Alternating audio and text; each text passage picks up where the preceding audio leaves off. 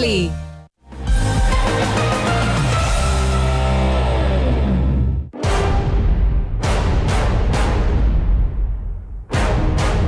Kejadian menggegerkan seperti kasus orang hilang, kasus pembunuhan atau penculikan selalu menyedot perhatian publik. Namun perkembangan teknologi di abad ke-21 memiliki peran penting dalam memudahkan pihak berwajib memecahkan misteri kejahatan. Walau begitu, tak selamanya teknologi menjadi faktor penentu dalam pemecahan kasus. Hingga kini, tak sedikit kasus orang hilang dan kasus pembunuhan yang masih misterius walau dengan bantuan teknologi sekalipun. Menyisakan sekelumit kisah yang berkembang, menyerempet isu gaib hingga campur tangan makhluk asing. Berikut kisah-kisah misterius yang terjadi di abad ke-21 versi On The Spot.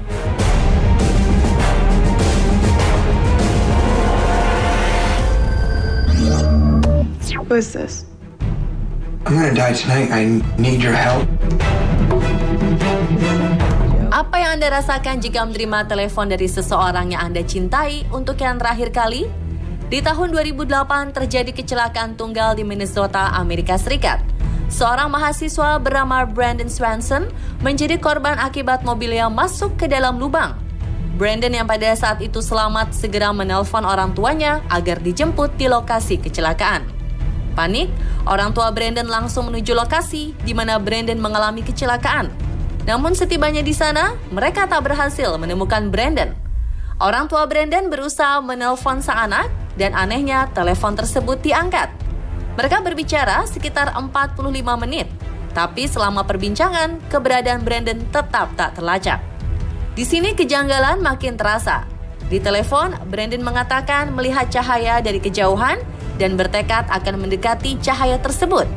Tak lama, Brandon yang berusia 19 tahun berteriak dan komunikasi langsung terputus. Putus asa, orang tua Brandon akhirnya memutuskan untuk melaporkan anak yang hilang kepada pihak kepolisian Minnesota. Setelah 120 hari pencarian, mobil Brandon ditemukan berdekatan dengan telepon genggamnya. Namun anehnya, jejak mobil Brandon berbeda 32 km jauhnya dari lokasi yang diberitahukan kepada orang tuanya.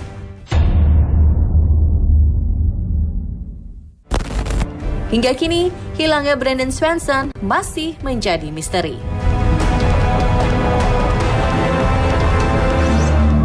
This is a canyon I just walked up in. Now you can't tell, but my truck is way out there by the mountains at the very end of this valley.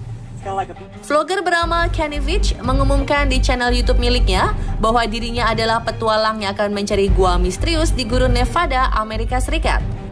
Dalam vlognya yang berdurasi 21 menit, Kenny mengatakan bahwa dirinya menemukan gua di tengah gurun Nevada yang membuat bulu kuduk yang merinding. And something about that cave just spooked me out of all the caves I've ever gone in. This one just made my body vibrate. The closer I got to it, the crazier my body felt. And I was like, all right, I'm not going to go in there right now, but I'm coming back someday. And I talked to some people on YouTube and I told them, hey, I'm coming out here. Gurun Nevada adalah kawasan tertutup karena merupakan wilayah pangkalan udara rahasia atau dikenal juga dengan sebutan Area 51. Pria 47 tahun ini juga menggambarkan bentuk mulut gua yang ia temukan berbentuk seperti huruf M dengan ketinggian yang hampir sama seperti dirinya. Hopefully I'll find it. It's shaped like a big M. It's a big cave that looks just like a gigantic M. And it's about as tall as I am and kind of narrow. And it's stuck on the side of a mountain. So I hope I can find it again. And if I do, I'm going in there. I'm going to put on my light and take my gun out and walk in there, see if I find anything. Namun setelah video dirilis, pria asal Las Vegas ini bak hilang di telan bumi.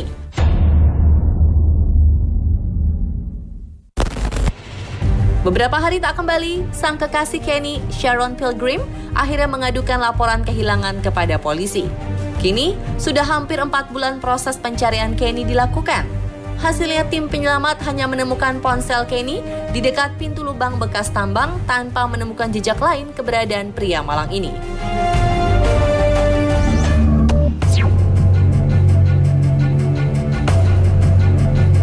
Berikutnya, kematian satu keluarga di tengah hutan. Bob Dale Jamison memiliki keluarga yang terlihat bahagia. Tinggal di kawasan Eufaula, Oklahoma, Bob memiliki istri bernama Sherlyn dan satu putri berusia 6 tahun bernama Madison. Menurut keterangan saksi, tanggal 8 Oktober 2009, keluarga Jamison pergi untuk melihat tanah di sekitar area hutan. Begitu sampai di lokasi, Bobby memarkirkan mobilnya tak jauh dari jalan raya dan masuk ke dalam hutan. Namun setelah memasuki hutan, keluarga Jamison tak pernah diketahui lagi keberadaannya.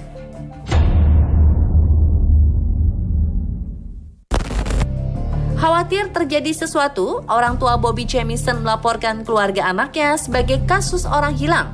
Setelah dilakukan pencarian, ditemukan mobil keluarga Jamison yang terparkir di pinggir jalan.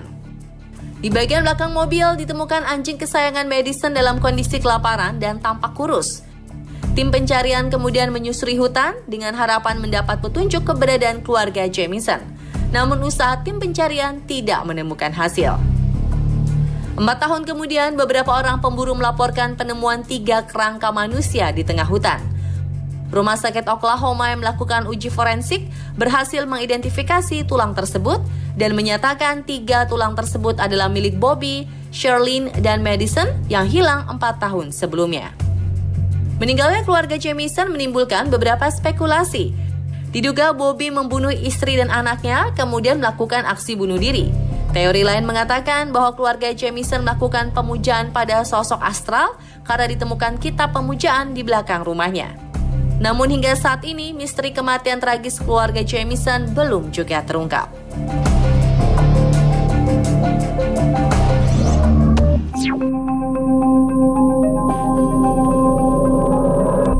Pada tahun 2014, seorang turis dinyatakan menghilang di Bandara Varna, Bulgaria. Dikutip dari laman dailymail.com, seorang pria bernama Lars Mitang terekam CCTV bandara sebelum dirinya dinyatakan menghilang. Terlihat rekaman CCTV, pria berusia 28 tahun itu dengan santai berjalan di dalam bandara. Namun secara tiba-tiba, ia berlari menuju keluar bandara dengan tergesa-gesa.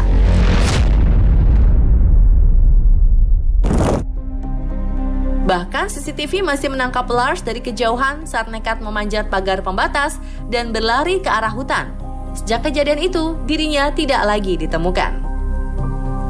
Menurut kesaksian, Lars sedang berlibur di Bulgaria bersama beberapa temannya. Namun menjelang akhir perjalanan, dirinya berkelahi dengan orang tidak dikenal. Dari kesaksian sang ibu, Lars menelpon dengan nada cemas dan ketakutan. Dirinya merasa sedang diikuti orang yang akan membunuhnya. Dan hingga kini, kasus hilangnya Lars belum juga terpecahkan.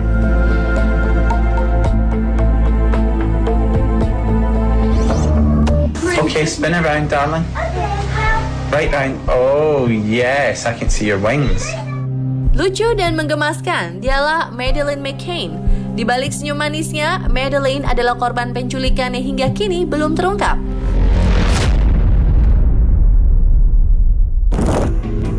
Di akhir tahun 2007, keluarga McCann bersama 4 keluarga temannya berlibur di resort Praia da Luz Algarve, Portugal.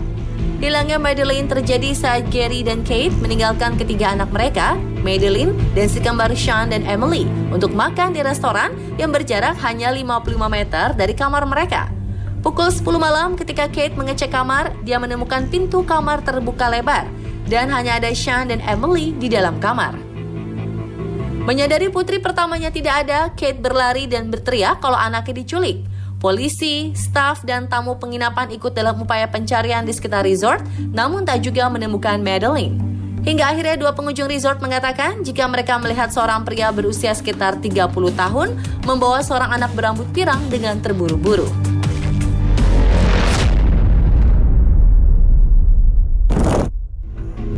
Seiring berkembangnya kasus pencarian, sang ayah merilis video yang mengatakan keyakinan bahwa keluarganya diintai oleh seorang pemangsa selama berada di Portugal. Dan kini belum ada yang bisa memastikan apa yang sebenarnya terjadi kepada Madeleine.